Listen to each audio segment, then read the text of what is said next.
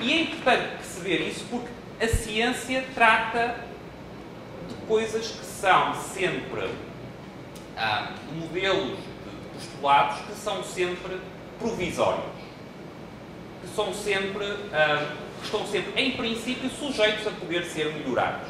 Não é?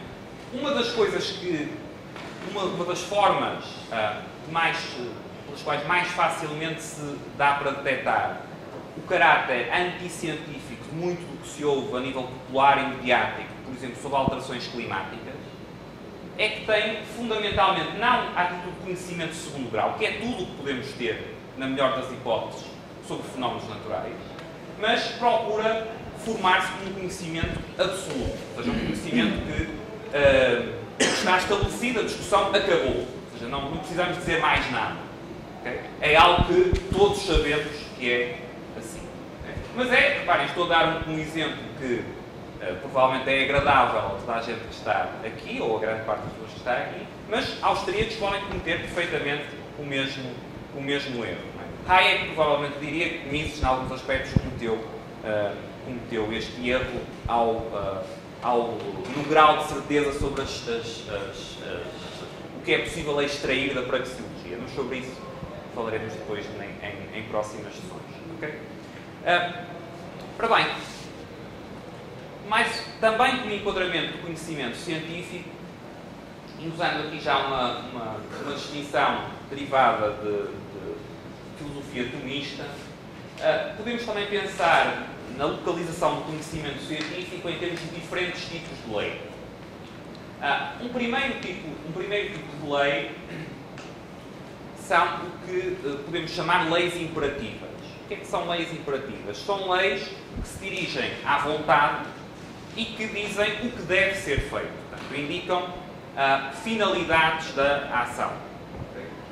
E aqui poderíamos incluir o direito natural, as leis morais e também o direito, a ciência do direito positivo, digamos. Depois temos um segundo tipo de leis a que podemos chamar leis descritivas, mas com preocupar-se com as causas ou com os meios pelos quais as coisas, os fenómenos, os vários tipos de fenómenos operam. E aqui, ao falar de leis descritivas, podíamos falar de um outro tipo de leis, que para a cooperação que mais aqui não são verdadeiras leis, já vou também explicar porquê, seriam as leis constitutivas ou reguladoras que estão na própria realidade. O que é que isto quer dizer? Quer dizer que os fenómenos que existem, nós podemos intuir que há princípios constitutivos ou reguladores que os regem. Okay? Pensem num fenómeno natural qualquer, físico ou químico. Mas o máximo que conseguimos, porque a nossa mente é limitada e imperfeita, são sucessivas aproximações por via de leis descritivas. Se formos bem-sucedidos, serão aproximações melhores, mas serão sempre aproximações a esses princípios constitutivos ou reguladores. Okay? Portanto, os princípios constitutivos ou reguladores que estão na própria essência das coisas, nós não os conseguimos atingir. Mas por via da ciência, o que conseguimos é melhores leis descritivas. Estejamos a falar de fenómenos naturais ou de fenómenos sociais. Portanto, vamos conhecendo melhor como é que este processo de meios e de causas funciona para explicar a realidade. Okay? E as leis científicas, em função dos fenómenos que estudam, podem se dividir em leis das ciências naturais e leis das ciências sociais. E essa diferenciação de fenómenos tem implicações a nível do método que é utilizado, do método apropriado para chegar a essas leis. O terceiro tipo de leis serão as leis poéticas ou leis técnicas, então, poiesis ou técnicas, e são leis essencialmente de produção e fabricação. Ou seja, se eu estiver a falar num marceneiro que trabalha com madeira, por exemplo, há um conjunto de regras de como fazer que podem ser também descobertas e transmitidas. Há uma parte desse conhecimento que é um conhecimento tácito, não articulável, mas há uma parte que se pode aprender e que as pessoas efetivamente aprendem. Se eu estiver a falar de poesia, há uma série de regras de métrica que eu posso aprender série de regras de linguagem que ajudam, mas eu posso ser muito bom nessas regras de métrica e mesmo assim ser um péssimo poeta. Okay? Mas há uma parte que é, há uma parte ainda assim que não é resultante, ou que não se esgota na experiência. Okay? Ora bem, com isto terminamos o nosso segundo subponto. Portanto, eu ia agora abrir para, antes do intervalo, 2, 3 questões que queiram colocar, para podermos discutir um pouco. Diga. Eu não entendi ao certo essa questão das leis constitutivas, em que elas difeririam de uma lei natural vinda da razão, assim. Ok, aqui o ponto é o seguinte, é que na medida em que a nossa razão, a razão humana, é imperfeita, okay? Ou seja, ela nos permite dizer algo. A posição não é uma posição pós-modernista, porque nós não sabemos, no fundo, não sabemos nada sobre nada, só sabemos nossas circunstâncias e mais nada. Não é isso. Portanto, nós podemos saber algo, mas o que podemos saber é limitado e é de forma imperfeita. E, portanto, ainda que haja leis, nós possamos intuir que há leis que regem os fenómenos, o nosso conhecimento dessas leis é sempre um conhecimento assintótico, ou seja, é um conhecimento que, na melhor das hipóteses, vai aproximando sem nunca tocar nos tais princípios constitutivos ou reguladores da realidade. Em termos tomistas, poderíamos dizer, quer dizer, que há aspectos que são, por assim dizer, de lei divina, que não são apreensíveis do ponto de vista humano, e que há, ainda que as leis humanas possam aproximar a compreensão em graus desses princípios. Okay? Agora, nós não precisamos mas eu creio que não precisamos de toda a estrutura tomista para o princípio ser útil. Não é? Portanto, acho que podemos pensar, agora, fora da estrutura tomista, que se eu olhar para química ou física ou qualquer outro fenómeno da realidade, nós conseguimos intuir que há ali regras por trás de como as coisas funcionam, que há leis, as coisas não funcionam ao acaso. Mas o que nós, com a nossa mente, conseguimos perceber sobre a estrutura subjacente da realidade, o conhecimento que conseguimos ter sobre a estrutura subjacente da realidade, é sempre um conhecimento assintótico, por aproximação, por graus de aproximação. Portanto, o que podemos ir fazendo é diminuindo o nosso grau de ignorância, mas não podemos aspirar, enquanto humanos, a ter um conhecimento absoluto, certo, da natureza das coisas. Tem a ver com isso. Isto é muito importante em termos de especificidade do conhecimento científico, porque implica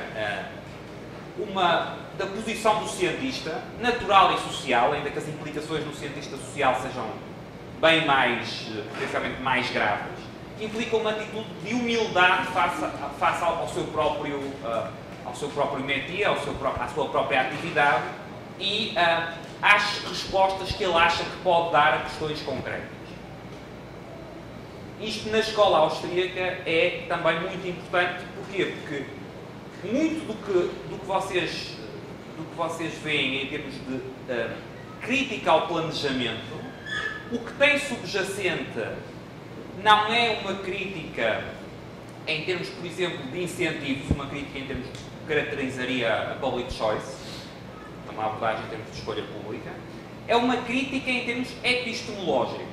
É uma crítica de que há uma impossibilidade face à natureza do conhecimento requerido para executar as finalidades a que o agente se propõe e que isso resulta do que o Hayek chamaria o fatal conceit, da presunção fatal de eu presumir que conheço coisas que não posso conhecer. Por muito inteligente que seja, eu posso ter uma aproximação de como as coisas funcionam, posso melhorar nessa aproximação, mas eu não consigo conhecer em absoluto como as coisas funcionam. Okay? Quer dizer, pensem estudar leis conduzem à fixação dos preços. Há uma série de coisas que nós podemos ir aprendendo e percebendo melhor sobre tipos de bens, sobre a ação de procura, de oferta, etc, etc.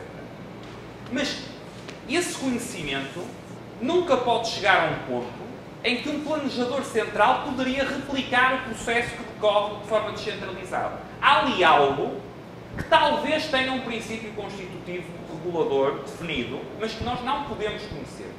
Não é? Portanto, há uma frase da escola de Salamanca, Hayek gostava bastante, que é a ideia que o preço justo é concebível, mas só Deus o poderá conhecer. Porque nós temos são preços efetivamente reais. Nós podemos perceber como é que esses preços vão ser determinados.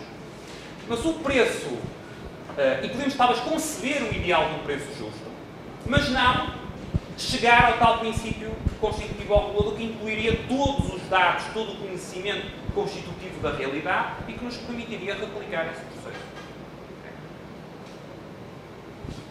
Diga.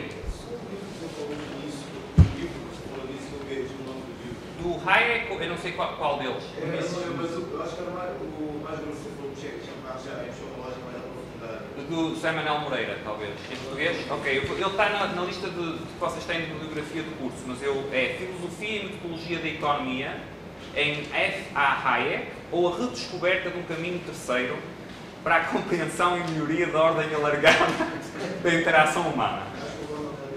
Ok. Está na bibliografia do curso. Está na bibliografia do curso. Já agora uma nota. Porque o caminho... Depois vamos já para o intervalo. Porque o caminho terceiro? O caminho terceiro tem a ver com muito do que eu aqui, muito sinteticamente, estive a explicar. Que é perceber que a ciência, a verdadeira ciência, está a algures entre a tal sabedoria, a tal verdade, que só podemos, aqui, do ponto de vista humano, só podemos chegar do ponto de vista intuitivo, e também entre o senso comum. Portanto, está entre as duas coisas. É algo que nós aplicamos a razão, mas em que, se for bem feito, aplicamos a razão consciente das limitações da própria razão. Okay? Portanto, não é tal coisa. Não é nem não sabemos nada, não podemos saber nada, mas também não é a forma de chegarmos à verdade. À verdade com V maiúsculo. A ciência não é isso. Não é uma coisa de acaso, é uma forma de saber algo sobre a causa das coisas, sobre os meios para atingir fins, etc. Mas não é uma forma de chegar à verdade com V maiúsculo. Este caminho terceiro tem, entre outras coisas, a ver também com isso. Okay? Diga. Tá. Há uma pergunta sobre isso. O que os filósofos da ciência acham dessa posição do Hayek? Tem aceitabilidade no mundo da filosofia da ciência? Eu diria que tem, curiosamente, uma das áreas onde tem mais aceitabilidade em psicologia, inclusivamente o Sensory Order, que é uma aplicação destes princípios à psicologia. É um livro que, na altura, quando foi publicado, teve uma recepção muito fraca, que recentemente tem tido um crescendo de interesse em psicologia. Em termos de filosofia da ciência, eu diria que, infelizmente para a filosofia da ciência, o que você tem hoje em dia difundido, eu estou sendo gravado, portanto vou tentar usar termos não muito politicamente incorretos, e em especial associado a várias correntes pós-modernistas, é um conjunto de ideias tão confusas, tão pouco articuladas, que é difícil, eu diria que qualquer tipo de crítica. Eu estou a dizer isto porque vamos pensar no marxismo, não é? O marxismo, independentemente dos erros que você acha que o marxismo tem uma metodologia, tem uma maneira de olhar para a história, etc, etc.